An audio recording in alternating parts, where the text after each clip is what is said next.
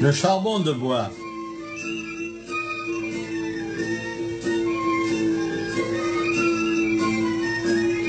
Métamis, 1989.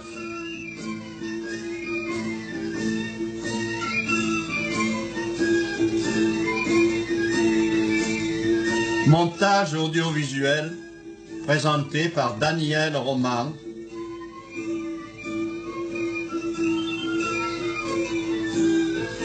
Didier Roman.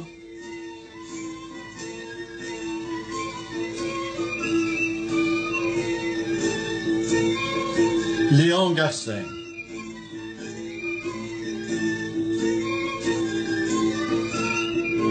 Métamis, village typique du Haut-Comtat, a la particularité de se trouver à la fois aux confins de la plaine et de la montagne, à l'intersection des voies romaines Lyon-Marseille et Carpentras-Sceaux,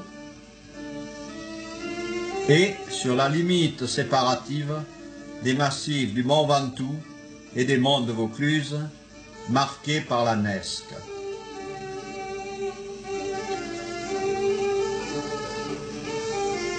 Le vieux village, pareil à une acropole grecque, s'élève sur un piton rocheux comme un poste avancé.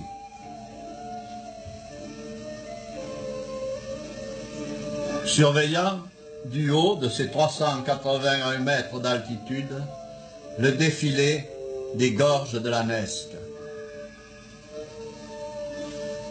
Dans son livre « Les badailles de Métamis », Madame Burg rappelle le nom ancien du village, nom Métamis, contraction de l'appellation romaine Ilis Nométamii, c'est-à-dire chez les Nométamii, propriétaires du lieu. Appellation traduite en provençal par les Métami. Le village apparaît sur la carte de Cassini sous le nom des Métamiers, des formations probables de montagnais, soit en français montagnards.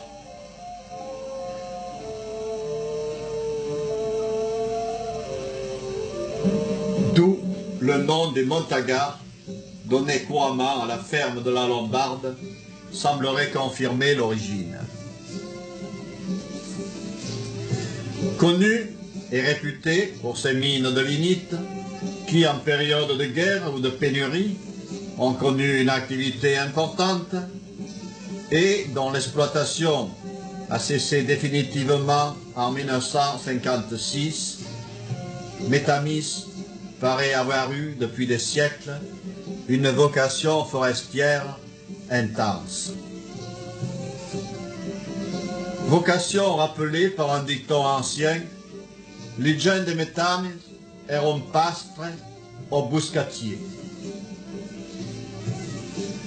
Dans la ligne de cette tradition, Didier Roman, exploitant agricole, tambourinaire du groupe folklorique des Roucassières, décidé en février 1989 avec son épouse Danielle et son beau-père de faire une meule de charbon. Dans la plus pure tradition des compagnons charbonniers.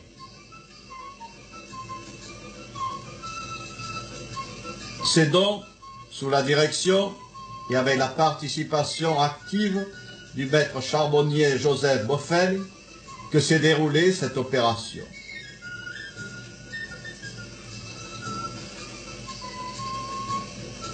Nous avons suivi le déroulement de cette fabrication artisanale pratiquement abandonnée à l'époque actuelle et remplacée dans les cuisines par le gaz et l'électricité, depuis la coupe de bois, assistant à la mise en forme de la charbonnière, appelée techniquement meule à charbon, au tirage du charbon selon la méthode ancienne, avec le croc, le bigot et le râteau.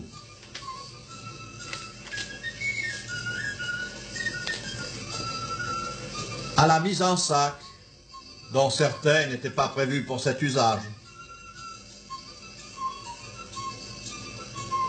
jusqu'à l'utilisation finale d'une façon des plus agréables.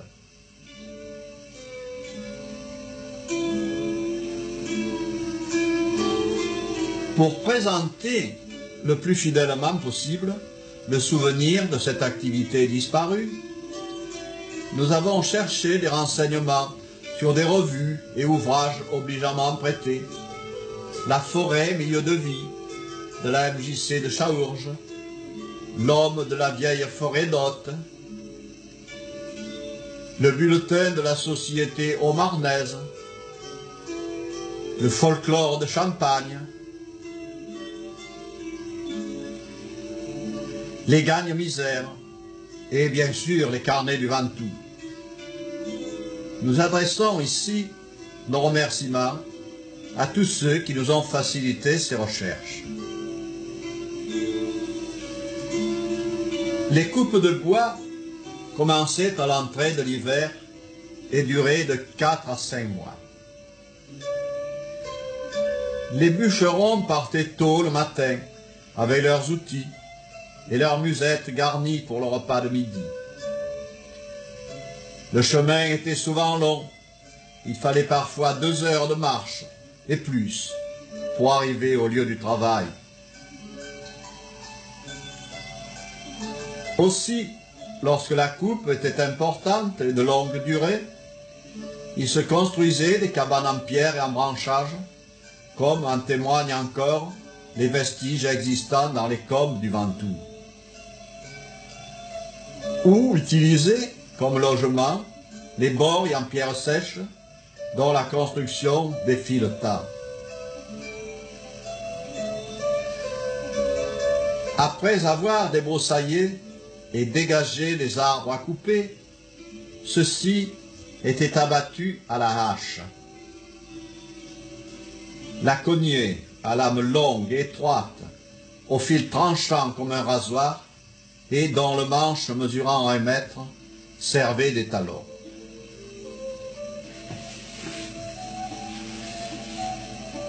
Le bûcheron coupait à 2 mains, c'est-à-dire indifféremment à droite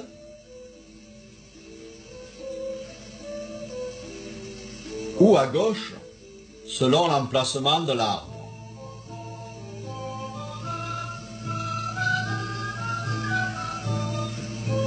Et d'autre part, pour faire tomber l'arbre exactement où il voulait. La coupe devait être nette et la souche laissée lisse sur toute sa surface. Parfois, pour que la souche pourrisse plus vite, l'arbre était coupé à cul noir, c'est-à-dire taillé comme un crayon. Ainsi, l'eau de pluie restant dans la cuvette devenait noire de tanin, d'où l'appellation. La forêt a hélas perdu un peu de sa poésie, car au cours d'une promenade, qui n'a pas été assourdi par le bruit des tronçonneuses, engins pétaradants, hiver comme été, dans un vacarme assourdissant, triste remplaçant métallique de nos oiseaux d'hier.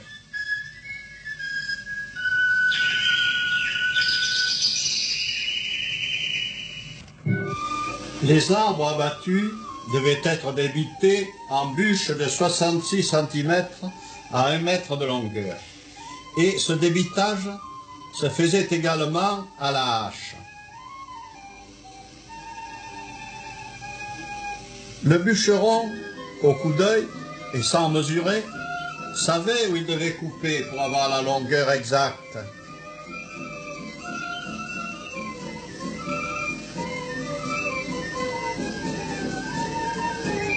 C'est avec ces bûches, appelées charbonnettes, que se faisait par la suite le charbon de bois.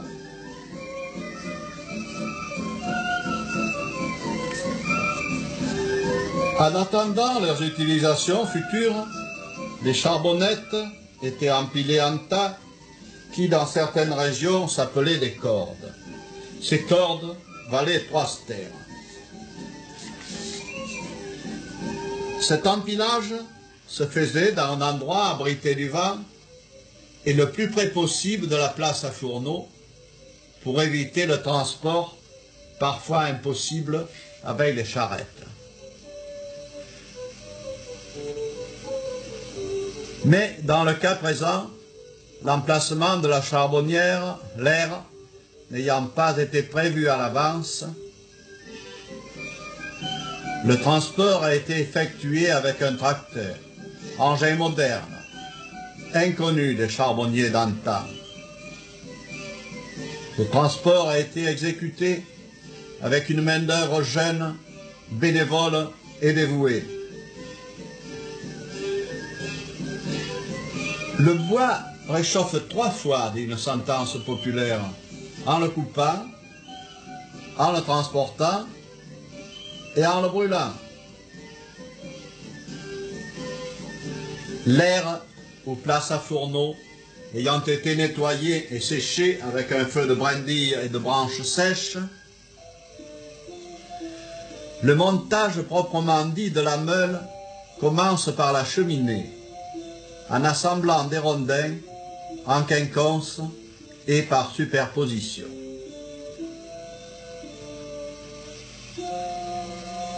Cette cheminée, qui est en fait le cœur de la meule, doit être édifiée avec le plus grand soin et jusqu'à la hauteur prévue de la charbonnière.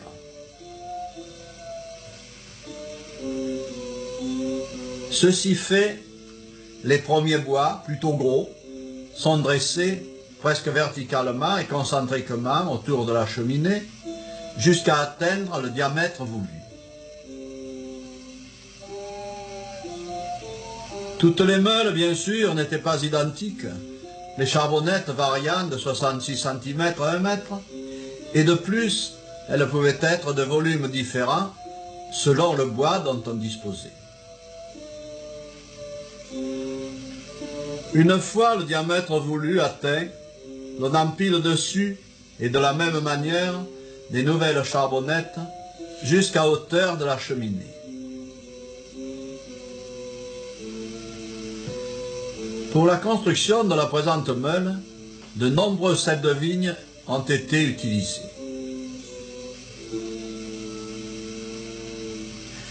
La meule prend corps, sous l'œil expert du maître charbonnier, auquel elle rappelle les grandes exploitations charbonnières du Ventoux, abandonnées en 1946.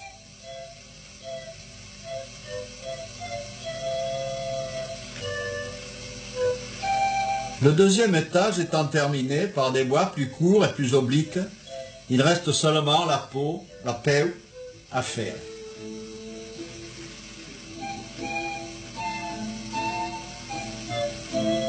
Cette dernière opération se fait avec des bois plus fins pour colmater au maximum les interstices, empêchant ainsi l'air d'entrer. Le premier épisode est terminé.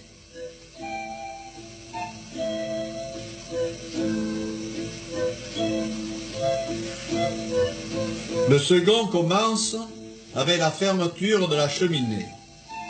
Pour cela, on pose au sommet de la meule une grande pierre plate, une lose, pour éviter que lors de la couverture, des feuilles ou de la terre ne tombent dans le conduit.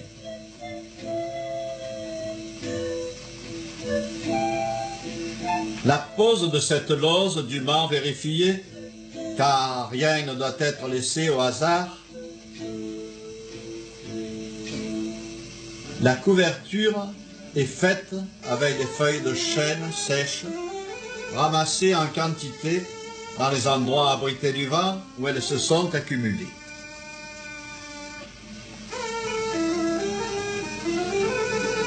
Cette couverture a pour effet d'empêcher la terre d'entrer dans la meule et de se mélanger au charbon.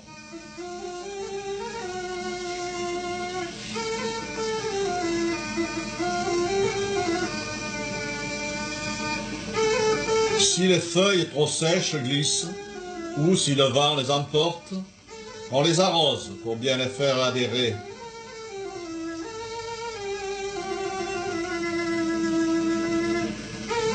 Après quelques retouches de finition, pour que cette isolation soit complète, car il ne faut plus apercevoir aucun morceau de bois, on va passer à la phase suivante, sous l'œil attentif du maître charbonnier. Il faut maintenant recouvrir le tout d'une couche de terre, ou mieux quand il ne s'agit pas d'une première, avec le faisain. Le faisain qui est la terre ayant déjà servi à cet usage. Ce travail se faisait à la pelle. Il fallait parfois aller chercher la terre assez loin. Aujourd'hui, un tractopelle a facilité la mise en place, aidé par une main-d'œuvre aussi nombreuse que bénévole.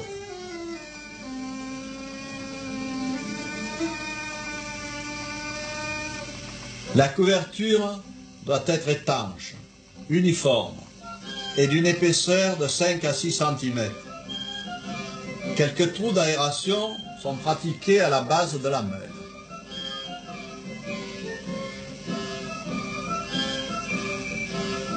Ceci fait, la cheminée est bien dégagée et l'on aperçoit pour l'ouverture les rondelles de bois jusqu'au sol.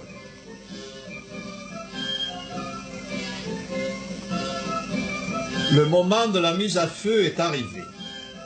La braise est préparée avec du feu de brindille et d'estelons. Les estelons sont les éclats de bois provenant de l'abattage des arbres.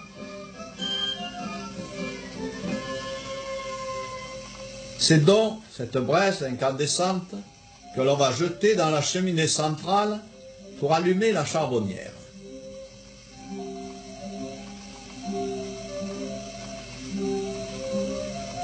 Aussitôt, un panache de fumée monte dans l'air, semblable à la fumée d'un volcan.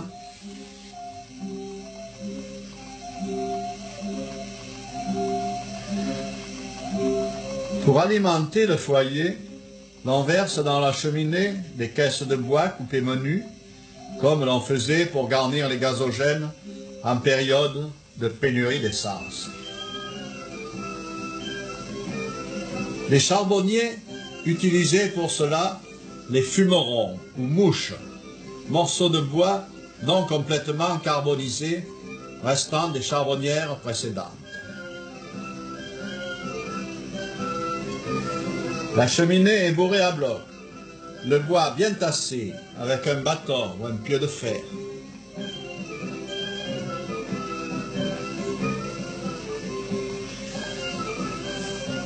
Ensuite, la lose est remise en place afin d'empêcher la flamme de sortir et d'embraser les charbonnettes par un tirage trop extensif.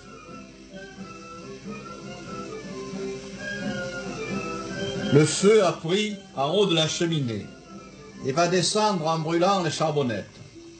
La surveillance commence et se poursuivra sans relâche jusqu'à la fin de la cuisson. Il faut boucher les fissures qui peuvent se produire ou au contraire percer des trous d'aération si le tirage diminue en utilisant pour cela le manche de la pelle appointé à cet effet. Le contrôle doit être incessant, car le feu doit progresser à la même vitesse en descendant sur tout le pourtour.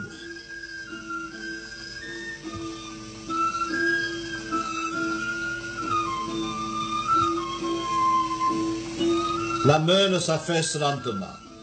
La seule indication de la bonne marche de la combustion est la fumée régulière.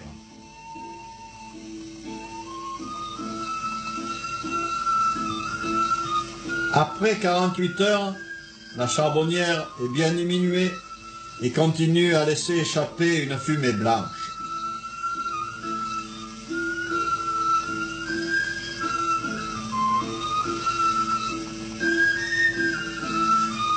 Au troisième jour, elle est écrasée. Elle a perdu la moitié de sa hauteur. La fumée est gris-bleu. La transformation du bois en charbon se fait par une combustion inachevée par manque d'oxygène.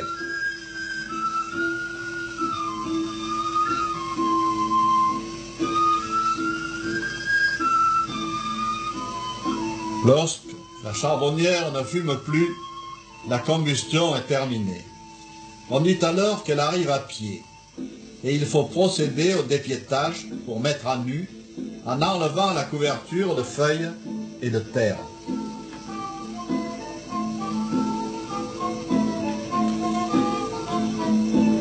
On enlève donc la terre et les feuilles, afin que celles-ci ne se mélangent pas au charbon.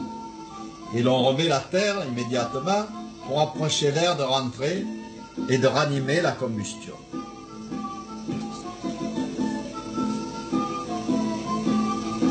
La meule recouverte de terre va refroidir jusqu'au moment du défournage.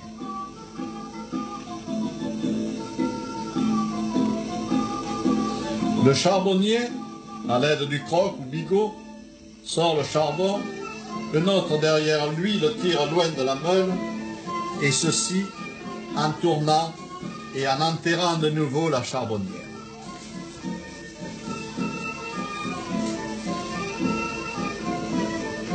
Quand le tour est fini, la charbonnière est plus petite, bien enterrée, et il y a sur l'air une roue de charbon brûlant. Pour éviter qu'il ne s'enflamme, on l'arrose, ce qui dégage un nuage de vapeur d'eau.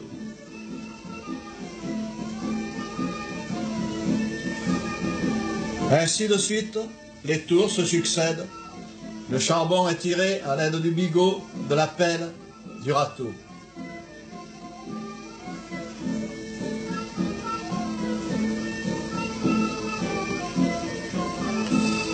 Toujours arrosé pour le refroidir et éviter l'embrasement.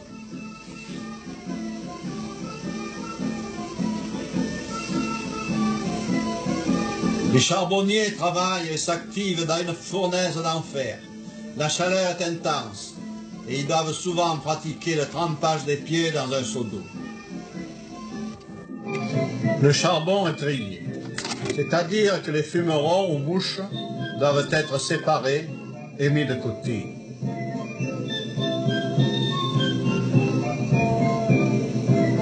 Ramassés à la pelle, ils seront en sachets et serviront pour la mise à feu d'une prochaine charbonnière.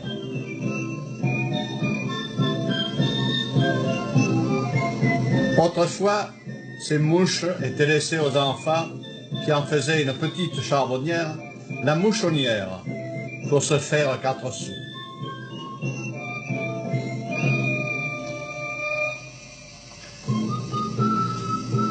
Pendant que le travail se poursuit, le maître charbonnier explique que le charbon ne peut se faire en toute saison.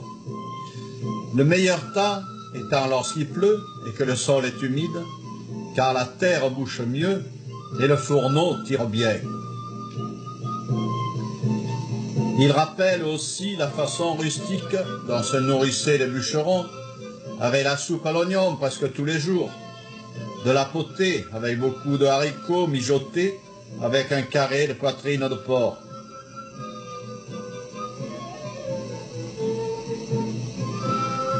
De la salade et quelques légumes cultivés sur l'emplacement des anciens fourneaux. Madame Boffel, en préparant une appétissante polenta, selon la recette lombarde, évoque les civets de lapin ou de lièvre, accidentellement étranglés par des morceaux de fil de fer oubliés dans la forêt.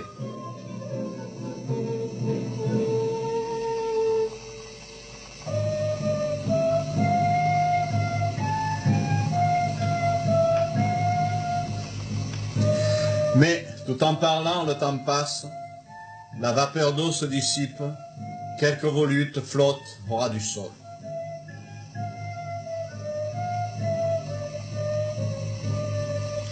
Encore quelques coups de râteau pour finir d'étaler le charbon sur l'air et de briser quelques morceaux de bois restés entiers.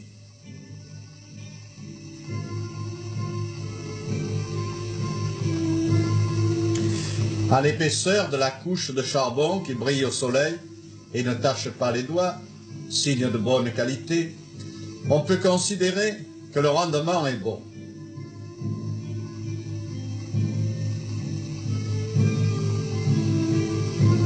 La moyenne est de 70 kg par stère, parfois 80 pour un très bon charbonnier, le jour où ça marche bien.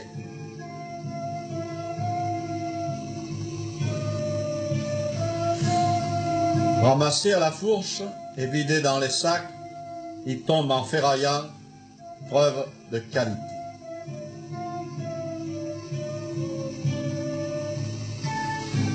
Le remplissage des sacs n'empêche pas de parler de la belle époque du charbonnage, époque où l'on vivait une vie simple, saine et rude, dans une ambiance de franche amitié.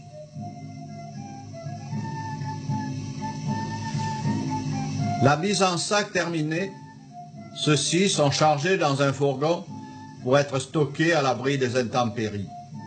Et, dans le cas présent, il sera généreusement distribué à tous les participants bénévoles de cette opération souvenir.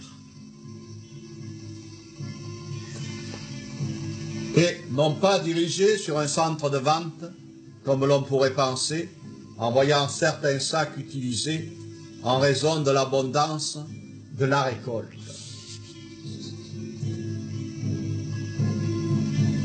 La place à fourneau reste nette et prête à recevoir une autre charbonnière. La conclusion au dernier épisode de la charbonnière 1989 eut lieu au cours de l'été, dans une ambiance amicale et sympathique, au cours de laquelle l'on put apprécier le charbon de Métamus. Les grillades appétissantes dégageaient un parfum subtil et alléchant sous la main experte des charmantes cuisinières les retournant sur le grill. Pour cette journée, que l'on peut appeler la fête du charbon de bois, une table accueillante avait été dressée par nos hôtes et les nombreux convives trouvaient là de quoi satisfaire les plus solides appétits. Servis avec largesse par un personnel qualifié et bénévole, les grillades furent déclarées délicieuses et cuites à point. La charbonnière, de fabrication inédite, en biscuits nappés de chocolat, valut à la maîtresse de maison des applaudissements chaleureux. En fin de repas, la réalisation d'une seconde charbonnière a été évoquée. Verra-t-elle le jour dans les années à venir? Pourquoi pas?